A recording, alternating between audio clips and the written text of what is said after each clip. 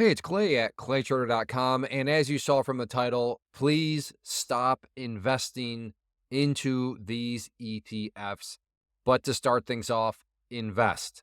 And there is a difference between trading and investing. So if you are a trader, fantastic. You're using these products as they should be used. If you are an investor and you're investing into these products, please stop. And I don't want you to take my word for it. I want you to just see the explanation. And while I'm not going to get too far down in the weeds, just be aware because I don't want to see a massive amount of your net worth just all of a sudden poof disappear. And you're thinking, wait, what happened? This situation is still occurring, but I'm in this other situation. And I'll get to what I mean by that here in just a few moments. But so what happened here, and this doesn't have to be NVIDIA, it's just the most recent example of this happening where people invest into ETFs that aren't designed for investing. They're designed for trading. So you can see here on the title here, investors piled into leveraged ETFs, tied to NVIDIA.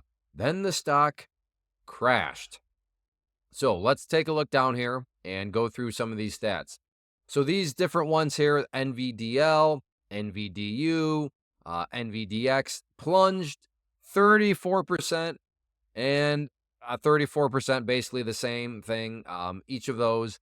Yet the stock itself did not go down that far. Yes, NVIDIA, the stock itself got hammered, but these were down even more than what the stock itself was. And how does that work? Well, the key here, or key word here, being leveraged. These things are leveraged, and as I said at the beginning, I'm not going to go too far down into the weeds, but you've got to understand that there's some kind of black magic that the investment bankers are using to create these very, very volatile situations. They're pouring gasoline onto the already established kind of fire. And this fire could be good, it could be bad. Gasoline explodes a fire that could be good or could be bad. When things are going well, sure, things will go well for you. But when things don't go well from an investing standpoint, and I keep emphasizing investing because that's what this article is even, referring to also, you can be caught off guard because, well, by definition, as an investor, you're not really paying attention to the day-to-day on these sorts of things. And you don't even necessarily have to because all it takes is a couple and it could be game over. And you can see right here, I mean, this is just stating hopefully what is the, let me put it this way. If this is not obvious to you, please just totally pause everything and reassess your approach. But while these ETFs can magnify gains, they can also magnify losses and may not be appropriate for investors without a high risk tolerance. Now, this is where I would argue this is the terms, and terms can get blended, but it's not it's not appropriate for investors at all.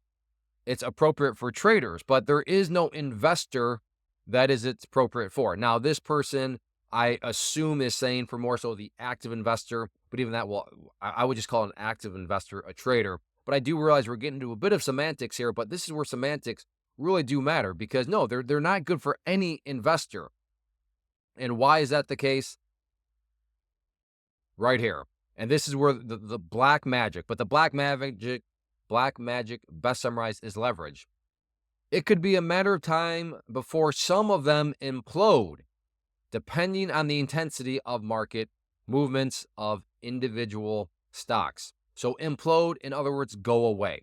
So this is what I was referring to earlier, where you could have one situation, but yet you'd be entirely in a different situation as an investor. What do I mean by that? Well, because of this black magic and leverage, you could be in a situation where you're saying, hey, I'm an investor in company X, or let's just use this. I'm an investor in NVIDIA.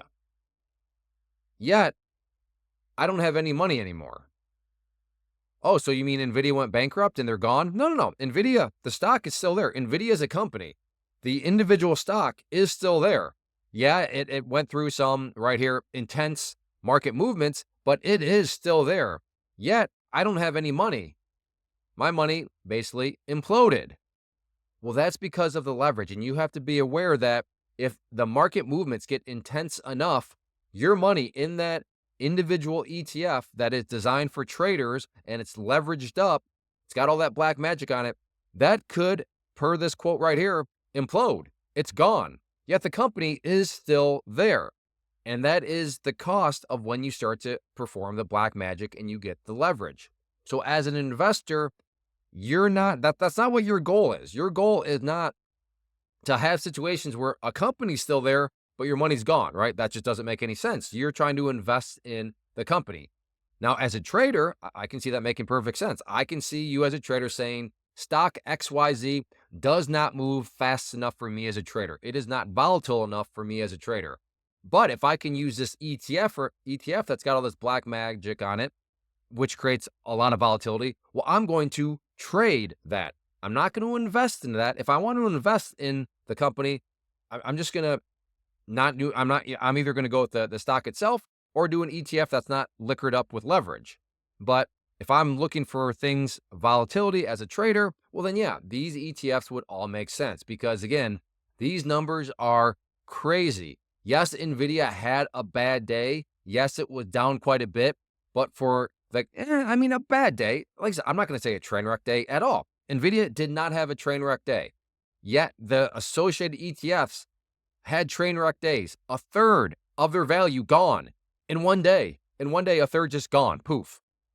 But that is the black magic of leverage.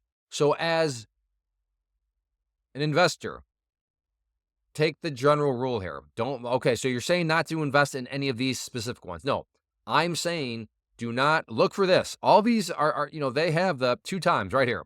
That 2 times, always be looking for this. If you're looking and the ETF has something about 2 times, or they just flat out say leverage or anything like that, I'm not saying to avoid completely.